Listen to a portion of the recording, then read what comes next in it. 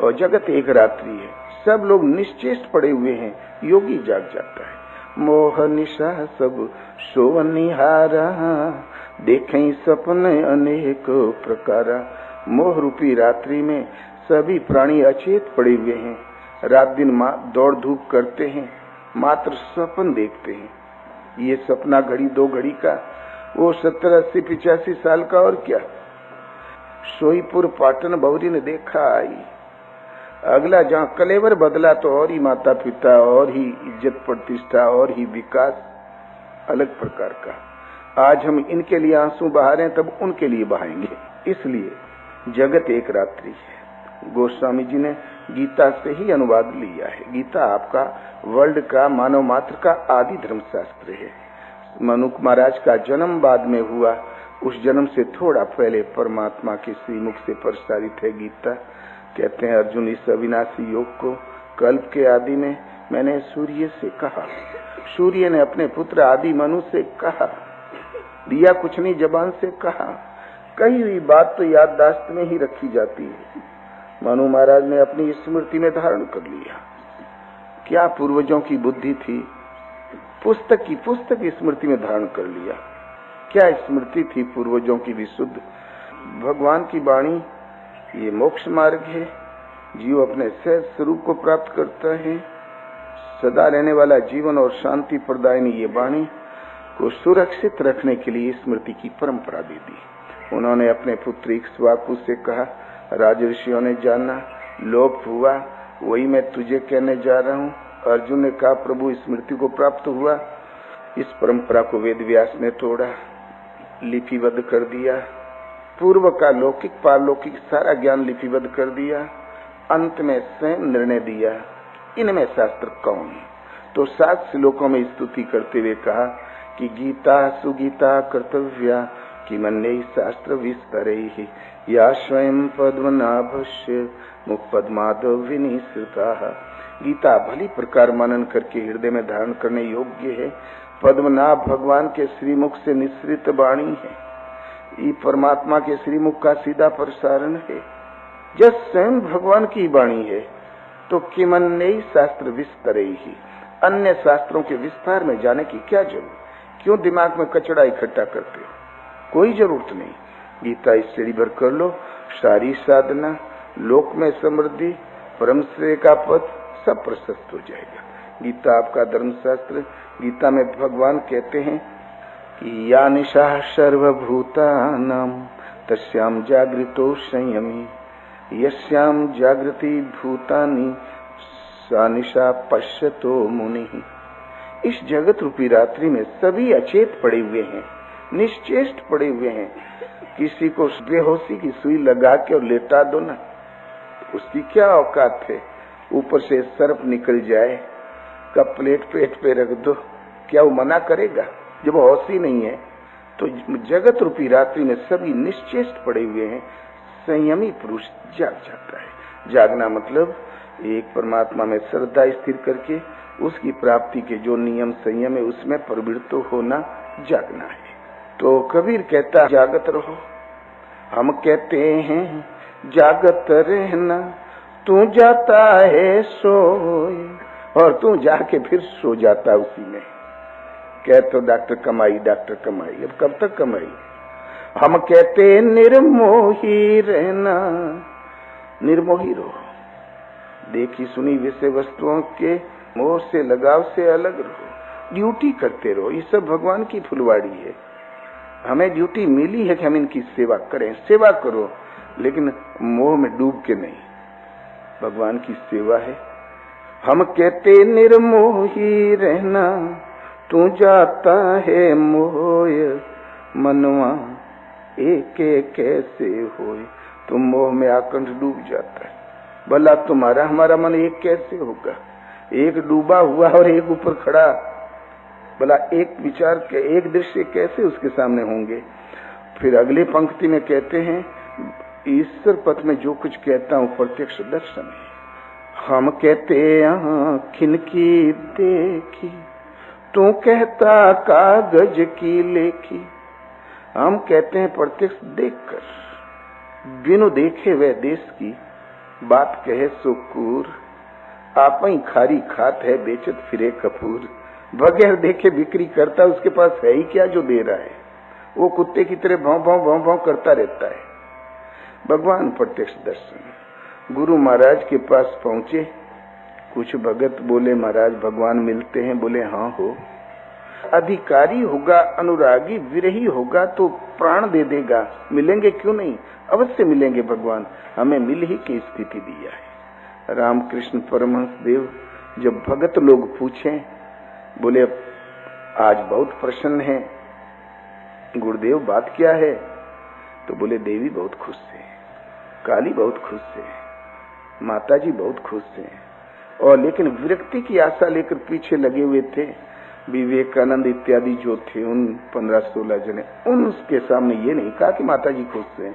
उनसे कहा देखो आज मैं वो राम जो त्रेता में हुए, वो कृष्ण जो द्वापर में हुए, उन्हीं की पवित्र स्वरूप और स्थिति प्राप्त हुई है मुझे, संदेह मत करना। मैं वही राम, वही कृष्ण, वही स्वरूप वाला हूँ। कल्याण चाहिए तो मेरा स्वरूप देखो। साधकों के साथ दुराव नहीं किया। इसीलिए विवेकानंद जी ने अपने जीवन काल में कभी देवी का नाम नहीं लिया। क्या कोई गुरु अपने अंतरंग भक्तों को भी, शिष्यों को भी, सर्वोपरि शिष्यों को भी सत्य से वंचित रखता है क्या? उन्होंने गीता, आत्मा, परमात्मा, ओम जप, गुरु की सेवा, इसके बाहर गए ही नहीं कभी। तो इसलिए हम कहते आँखिन की देखी, भगवान एक प्रत्यक्ष दर्शन है। तू कहता कागज की लिखी, पुराण में लिखा, कुरान में लिखा, बाइबल में लिखा, और वंश पुराण में लिखा है, तो गरुड़ पुराण में लिखा है। तो तू कहता कागज की लेखी, बुद्धि जितना मापदंड है, बुद्धि की क्षमता उतना अर्थ लगा लिया।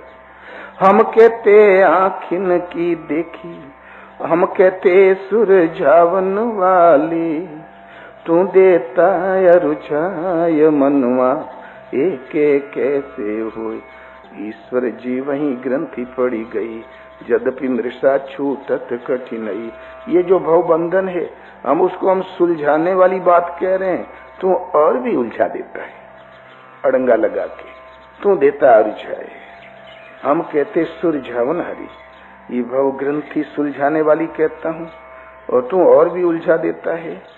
ऐसी बात नहीं कि आज ही तुम्हारा हमारा संपर्क हुआ है।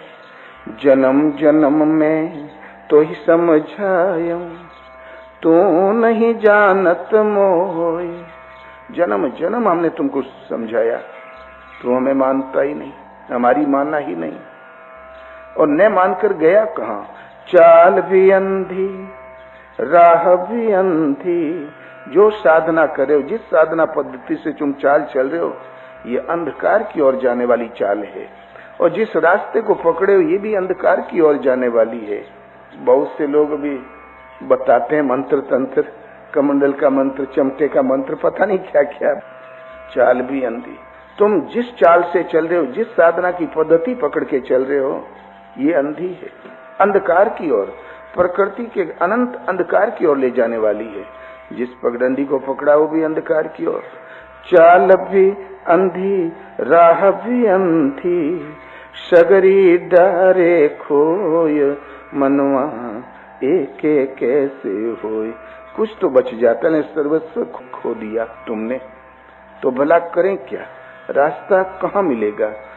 साधु संत की निर्मल धारा, इसी में काया धोय।